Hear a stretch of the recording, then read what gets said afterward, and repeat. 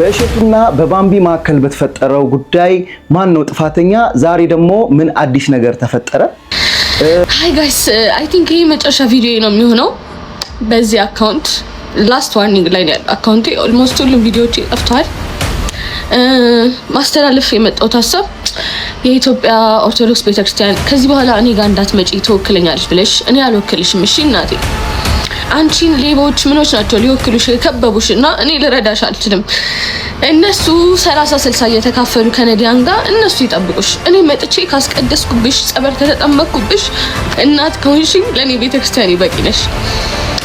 ዝም ብላችሁ እንጂ እኔ የገዳም ማስታወቂያ ከሰራው ዘመን የለኝም ነበር። እኔ እኮ ተጠግቼ አምላኬን ፈልጌ ተጠግቼ ጭራሽ ከአምላኬ ርቄ የቤቱ ተክሏ መሆኑን ታስተምሩኝ ትቼ ወጥቼ መጨፈር ከጀመርኩ ቆይቻለሁ። ዝም ብላችሁ የተነሳችሁብኝ። ስለዚህ ሃይማኖተኞችም ለእናንተ የሚሆን ፔጅ አይደለም። እዚህ ፔጅ ላይ አይዘመርም ምን አይልም። ቲክቶክ ላይ ስመጣ እኔ እንደውም እምነትም የለኝም ከዚህ በኋላ። ሌላኛው ጉዳያችን የሚሆነው ደግሞ በጣም አነጋጋሪና አስደንጋጭ የሆነው በደቡብ ክልል ውስጥ አንድ ውሻ አትግደሉኝ እያለ እንደገደሉት የሚናገር አይነት መረጃ ሰምተናል። ከዛም በመጨረሻ ደግሞ አቤል ብርሃኑ ከ2.5 ሚሊዮን በላይ ሰብስክራይበር ያለው አቤል ብርሃኑ አዲስ ነገር ተፈጥሯል። ሰሞኑ ምን ሰማቸው ነገሮች እንግዲህ በጣም የተለያዩ ናቸውና አቤል ብርሃኑ ምን ተፈጠረ የሚለውን በዚህ ቪዲዮ ውስጥ የምናካትት ይሆናል። አብራችሁን ቆዩ። ብዙዎቻችሁ ሰብስክራይብ ሳታደርጉ ነው የምታዩት። ሰብስክራይብ እንድታደርጉ እንጠይቃለን። ቤቤ ነኝ። ቻናሉም ዘ ላይፍ ኦፍ ቤቤ ነው። ሰብስክራይብ እያደረጋችሁ ጉዳያችሁን ጀምሩ።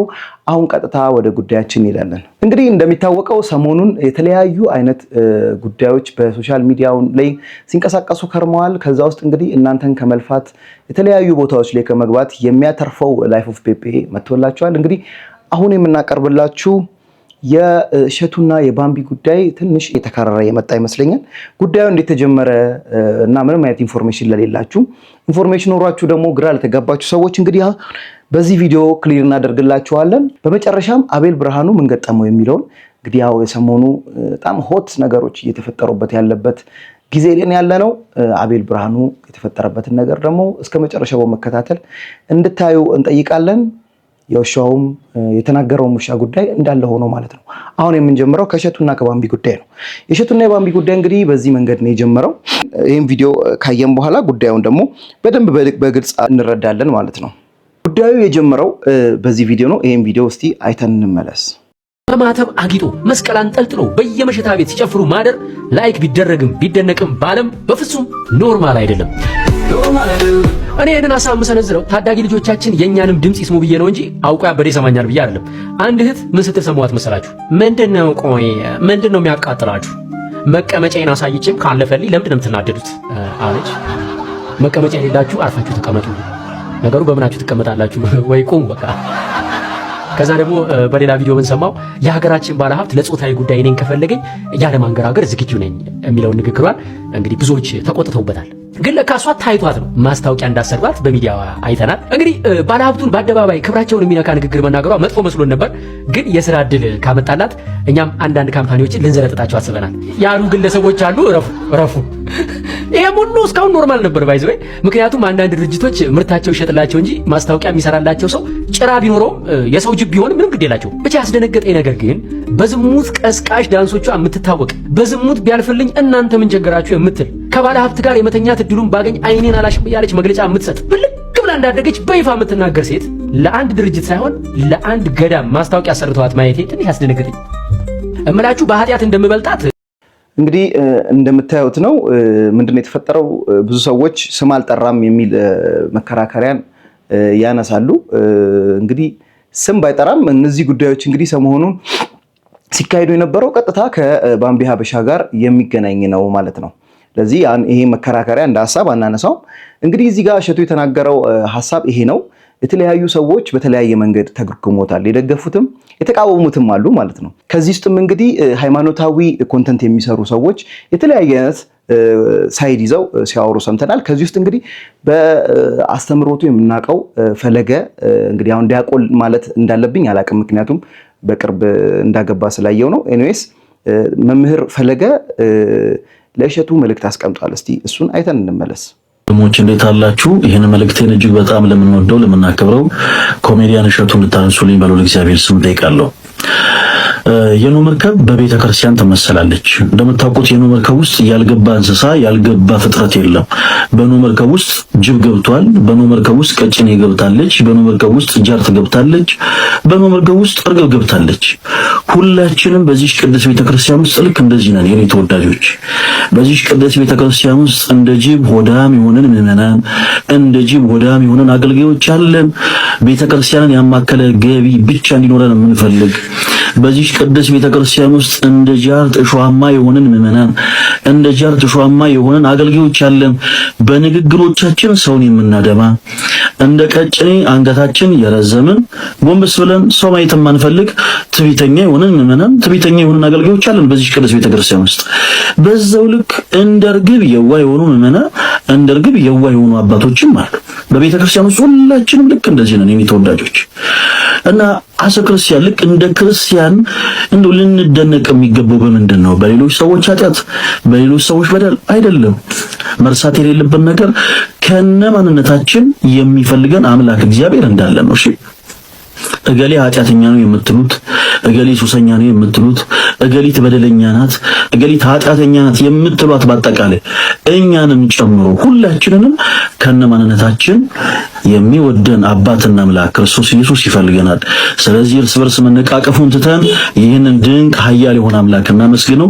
ይህን መልእክት ለብዙዎች በደንብ ሪፖስት፣ በደንብ ኮፒ ሊንክ፣ በደንብ ሼር በማድረግ እንድታደርሱልኝ በልዑል እግዚአብሔር ስም ጠይቃለሁ። እንግዲህ እንዳያችሁት ከሆነ ፈለጋ የተናገረው ነገር ግልጽ አይደለም። ማለት ዳይሬክትሊ ለእሸቱ አድርሱልኝ ብሎ እንግዲህ ሐሳቡን በሌላ መንገድ ለመግለጽ ነው የሞከረው። ቢሆንም እንግዲህ ሐሳቡ ግልጽ ነው። ሌሎችን ጀጅ ከማድረግ ይልቅ ማለት መተሳሰቡና መነጋገሩ የተሻለ ነው የሚል አይነት ሐሳብ አለው። እንግዲህ ሌሎች ደግሞ እንደዚህ የእምነት ኮንተንት የሚሰሩ ሰዎች ደግሞ የሰጡትን ሐሳብ ደግሞ ላሳያችሁ። ኮሜዲያን እሸቱ እኮ ያለው ንስሐ ለመግባት ሁሉም ሰው ይችላል፣ እግዚአብሔር ሁሉንም ይወዳል፣ መሐሪ ነው፣ አገልግሎት ግን መስፈርት አለው ነው። ተግባርክ እሱን የማያሳይ ከሆነ ማገልገላችሁ። እንግዲህ አሁን እዚህ ጋር የሚያያችሁት ነገር ደግሞ አጭር ነው፣ ግን ሐሳቡ እሸቱ መለሰ ያለው ነገር ቤተክርስቲያን መታ አታምልክ፣ የቤተክርስቲያን ስርዓትን አትግብር ወይም ቤተክርስቲያን ውስጥ አትግባ ሳይሆን እያለ ያለው ቤተክርስቲያን ስትወከል ጥሩ አይነት ስነ ምግባር ባላቸው በሰዎች ዘንድ ተቀባይነትና ተአማኒነትን ያላቸው ወይም ደግሞ ቤተክርስቲያኗን መወከል የሚችል ሰው ቤተክርስቲያኗን መወከል አለበት የሚል አይነት ሐሳብ ነው እየሰጠ ያለው። ከዛ ውጪ ግን የማምለክና ቤተክርስቲያንን የማገልገል መብት የለም ወይም የላትም የሚል አንድምታ እሸቱ ጋር አልመጣም ወይም እሸቱ እንደዛ አልተናገረም ብሎ ነው እዚህ ጋር እንግዲህ ፕሩቭ ያደረገው ማለት ነው። ሌላ የምናየው እንግዲህ የተለያዩ ደግሞ ከመንፈሳዊ ውጭ ያሉ ቲክቶከሮች ደግሞ የራሳቸውን የሆነ ሐሳቦች ሰጥተዋል። ከዛ ውስጥ እንግዲህ ሞን እንግዲህ በተለያየ በላይቭ ስትሪሚንግ ላይ ባሉ ነገሮች የምናውቀው ሞን ደግሞ የተናገረው ነገር ደግሞ እንስማ። ያነሳው ሐሳብ ግን ትክክል ነው፣ ግን እሱ አልነበረ ማውራት ያለበት። የገዳም ሰዎች ነበሩ ማውራት ያለባቸው፣ አባቶች ነበሩ። ያነሳው ሐሳብ በጣም ትክክል ነው። ባምቢ ቸርች መግባት አትችልም አላለም፣ ትችላለች። እኔም የምስማማበት ነው። እኔም እችላለሁ፣ ሌላ ነፍሰ ገዳይም ይችላል። ግን ቤተክርስቲያንን በአደባባይ ሪፕሬዘንት ሊያደርግ የሚያስፈልግ ሰው ራሱን የጎሸመ ወይ ራሱን የገራ ሰው ነው። ቤተክርስቲያን ከውጪ ስትታይ ቤተክርስቲያንን ለመሰላችሁ አሁን ቅድም ያነሳችሁት ሐሳብ ያገባ ሰው ቄስ መሆን አይችልም ወይ ቅስና እንትን ምናምን እንደምትሉት ማለት ነው። ስርዓት አለው፣ ኤቭሪቲንግ ስርዓት አለው። ስለዚህ እንግዲህ በግርድፉ እንዳየነው የሞን ሐሳቡን አንተ ባትገልጸው ኖሮ ወይም ደግሞ የእምነት አባቶች ይሄ ነገር ያገለገሉ ቤተክርስቲያንን በአግባቡ ያገለገሉ ያሉ ሰዎች ቢናገሩት ኖሮ ጥሩ ነው እንጂ ሐሳቡ ምንም አይነት ክፋት የለውም፣ የተናገረው ነገር እውነት ነው የሚል አይነት ሐሳብ አምጥቷል። እንግዲህ በመጨረሻም ዛሬ አሁን እንግዲህ ይሄን ቪዲዮ እየቀረጽን ያለነው ሚያዝያ 26 ሰኞ ቀን ነው። በዚህ እንግዲህ ከ2 ሰዓት ወይም ከ3 ሰዓት በፊት እሸቱ መለሰ በኦፊሻል የፌስቡክ አካውንቱ አንድ ፎቶ ለቋል። እሱን ፎቶ ላሳያችሁና ምንድነው ፎቶ አንድምታ እንግዲህ ይቅርታ ለመጠየቅ ዛሬ 3 ሰዓት ላይ እመጣለሁ ጠብቁኝ ብሏል። እንግዲህ እውነት ይቅርታ ለመጠየቅ አስቦ ነው ወይስ ሌላ ተጨማሪ ሐሳብን ይዞ ሊመጣ ነው የሚለው ብዙ ሰዎችን እንግዲህ አነጋግሯል። እንደኔ እሳቤ የተፈጠረውን ኪዮስ ለማረጋጋት የሚያስብ ይመስለኛል። እንግዲህ የሚፈጠረውን ደግሞ አብረን እናያለን። እስቲ እናንተ እሸቱ እንግዲህ 3 ሰዓት ላይ ዛሬ 3 ሰዓት ላይ ነው ቪዲዮ የሚለቀቀው። ይሄን ቪዲዮ እንግዲህ እኔ ቀደም ብዬ 1 ሰዓት ተኩል ላይ ነው የለቀቅኩላችሁ። እሸቱ እውነት ይቅርታ ለመጠየቅ ነው ወይ የገባው የሚለውን ነገር ወይም ደግሞ የዛሬው ቪዲዮ የእሸቱ ሊሆን ይችላል የሚለው ነገር እንግዲህ ኮሜንት ላይ ያሳውቁን ማለት ነው። በኔ እይታ ግን አንድ ሐሳብ የራሴን ሐሳብ እንግዲህ እንደ አንድ ኦርቶዶክስ ተዋሕዶ እምነት ተከታይ የራሴን ሐሳብ ልስጥበት። የኔ ሐሳብ ምንድነው? እውነት ለመናገር እንግዲህ ቤተክርስቲያንን የሚወክሉ ሰዎች በተሻለ መጠን ጥሩ ስነ ምግባር ያላቸው ቢሆኑ ይመረጣል። ግን ያ ማለት ደግሞ ሌሎቹም አያገልግሉ የሚል ሐሳብ የለውም። ምክንያቱም ሁሉም ሰው በህይወት ውስጥ የተለያዩ ኃጢአቶችን ስንሰራ ስለከረምን ማለት ነው። ለዚህ እንግዲህ እኔ ለባምቢ ማስተላለፍ የምፈልገው ሐሳብ እንግዲህ ካራክተሯ ከዚህ በፊት ደግሞ በጣም በቅርብ ቀናት ውስጥ ይሄ ጉዳይ ከመፈጠሩ ቅርብ ቀናት ውስጥ የተለያዩ ደስ የማይሉ ነገሮችን ሶሻል ሚዲያ ላይ ሲተላለፉና ሰዎች እየተዘዋወሩ ሲያዩት አይተናል። እንደዚህ አይነት ሁኔታ ሶሻል ሚዲያ ላይ የመንቀሳቀስ ሐሳቡና ፍላጎቱ ካላት መንፈሳዊ ነገር ውስጥ መግባቱ ኦርቶዶክስ እምነቱ ላይ የተለየ አይነት ጫና ወይም ደግሞ አማኞች የተለያየ አይነት መጥፎ አስተሳሰብ እንዲያስቡ ያደርጋል የሚል ሐሳብ ነው የእሸቱ ሐሳብ። ይሄ ሐሳብ ልክ ነው።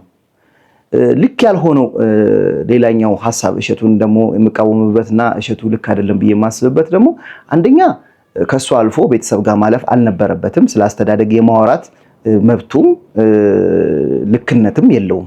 ለዚህ ያመናገሩ ልክ አይደለም። በሁለቱም ሳይድ ልክ ያልሆኑ ነገሮች አሉ።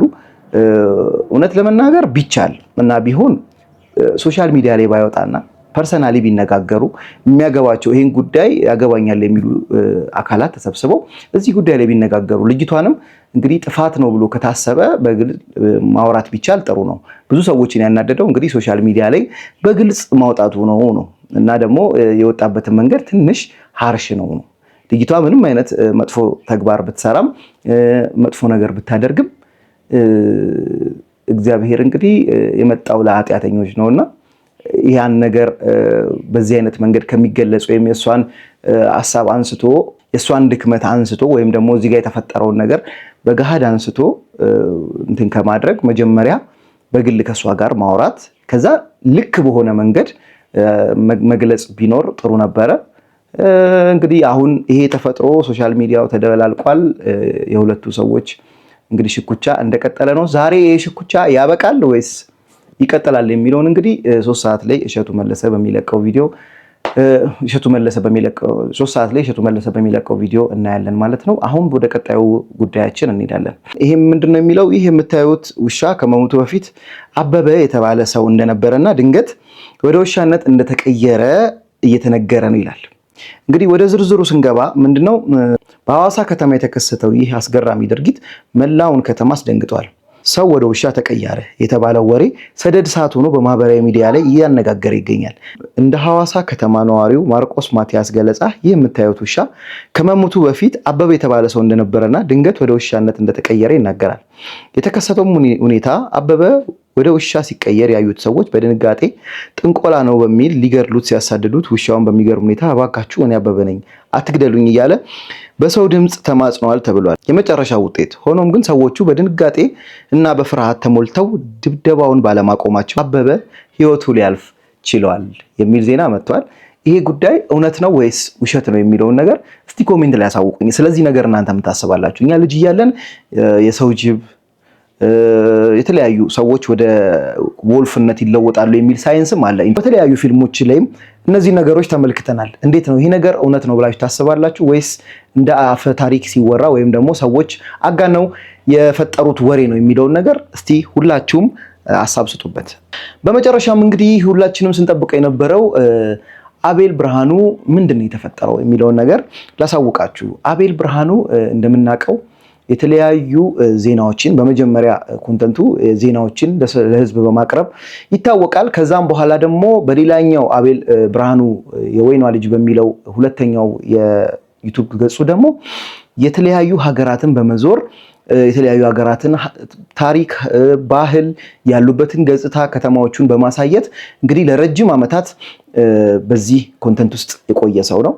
አሁን እንግዲህ የተፈጠረው እና ደግሞ ወደ ኬንያ የተሰማው ወሬ በጣም ልብን የሚያሞቅና አስደሳች ጉዳይ ነው።